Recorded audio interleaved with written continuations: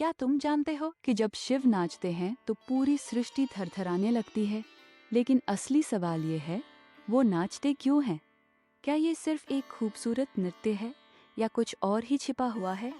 मैं बोल रही हूँ तुमसे शिव के तांडव नृत्य के उस गहरे रहस्य के बारे में जो हजारों साल से छुपा हुआ है, और आज मैं उसे खोलने वाली हूँ। देखो, हर देवता का अपना काम है। ब्रह्मा जी ने सृष्टि बनाई, विष्णु जी सृष्टि को पालते हैं, लेकिन शिव शिव का काम सबसे भयानक और सबसे आवश्यक दोनों है। शिव विनाश के देवता है, लेकिन ये विनाश कोई सामान्य विनाश नहीं है। ये संहार है, जिसमें से नई सृष्टि का जन्म होता है। तांडव नृत्य को समझने के लिए हमें उस समय पर जाना चाहिए जब शिव ने पहली बार नाचा था। कहानी है तीसरे युग की। उस समय पृथ्वी पर एक डेमन था, नाम था तारकासुर। ये राक्षस इतना शक्तिशाली था कि देवताओं को उसके सामने कोई ताकत ही नजर नहीं आई।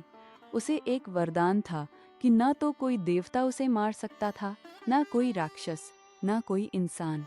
सिर्फ एक तरीका था उसे मारने का, शिव और पार्वती का पुत्र। लेकिन समस्या ये थी कि शिव तो ध्यान में डूबे हुए थे। वो हजारों सालों से काशी की पहाड़ियों पर तपस्या कर रहे थे। कामदेव को आदेश मिला कि वो शिव को उनके ध्यान से जगाए, ताकि वो पार्वती के प्रेम में पड़े और उनका एक पुत्र हो सके। जब कामदेव ने शिव पर अपने प्रेम के बाण चलाए, तब क्या हुआ? शिव की आंखें खुली और जो क्रोध उनके अंदर आया वो अवर्णनीय था, क्योंकि शिव का ध्यान टूटना बिल्कुल मतलब था पूरी ब्रह्मांड की शक्ति का अस्त व्यस्त होना। शिव के क्रोध में उनकी तीसरी आंख खुल गई और उसके एक ही नजर से कामदेव की शरीर जल गया, भस्म हो गया। लेकिन ये सिर्फ शुरुआत थी। शिव का ये क्रोध, ये शक्ति, ये ऊर्जा, इसे कहीं जाना जरूरी था, क्योंकि अगर ये ऊर्जा शिव के अंदर ही रहती तो सृष्टि का विनाश हो जाता। सृष्टि इसे सहन नहीं कर सकती थी। तब शिव ने नाचा तांडव नृत्य। जब शिव का पहला पैर जमीन पर पड़ा, कहाँ है? भारत के ग्रंथों की कहानियों के लिए सब्सक्राइब करें और बेल आइकन भी दबाएं। तो पूरी पृथ्वी हिल गई। उनके शरीर से अग्नि की लपटें निकलने लगी, उनके बालों से नदियां बहने लगी। उनके नृत्य के हर कदम में ब्रह्मांड की शक्ति थी। उन्होंने जो भी छुआ वो तबाह हो गया, और जो भी देखा उसे मुक्ति मिल गई।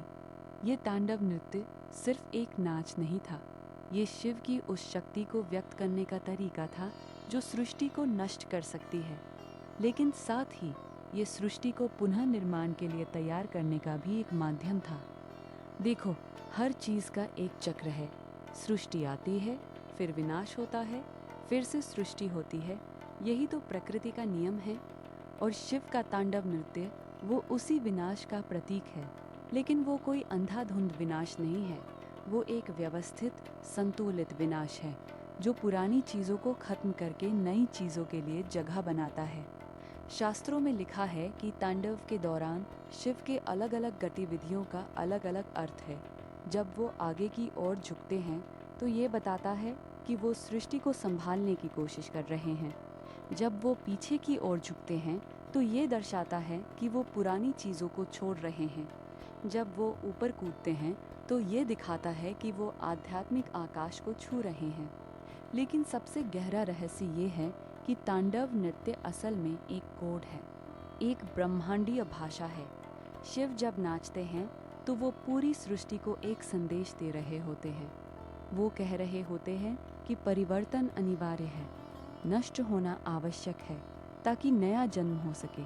अगर तुम अपनी जिंदगी को देखो तो यही तांडव नृत्य हर दिन तुम्हारे अंदर होता है। तुम्हारे पुराने विचार नष्ट होते हैं ताकि नए विचार आ सके। तुम्हारे पुराने सपने टूटते हैं ताकि नए सपने देखे जा सके। तुम्हारे पुराने रिश्ते खत्म होते हैं ताकि नए रिश्ते बन सके। ये सब शिव का तांडव ही तो है तुम्हारे जीवन में। और जब तुम इस बात को समझ जाते हो तब तुम शिव को सच में समझ पाते हो। शिव सिर्फ एक देवता नहीं है, वो तो ब्रह्मांड की वो शक्ति है जो हमेशा बदलती है, विकसित होती है, नष्ट होती है और फिर से जन्म लेती है। तब अगली बार जब तुम शिव के तांडव नृत्य की कहानी सुनो तो याद रखना, ये सिर्फ एक नृत्य नहीं है, ये ब्रह्मांड की नाड़ी है, ये समय की ध्वनि है, ये परिवर्तन का संगीत है। और अगर तुम सच में शिव के रहस्यों को जानना चाहते हो तो अगले एपिसोड में हमारे साथ रहो, क्योंकि अगले एपिसोड में हम बात करने वाले हैं नीलकंठ के बारे में। हाँ, वो नीलकंठ शिव जो समुद्र मंथन के दौरान हलाहल जहर को पिया और अपना गला नीला कर लिया। लेकिन क्या तुम जानते हो कि सच में क्या हुआ था? क्यों शिव को ये जहर पीना पड़ा? इसके पीछे का असली रहस्य क्या है? ये कहानी ऐसी है कि जब तुम सुनोगे तो तुम्हें शिव की शक्ति और त्याग का सच पता चल जाएगा।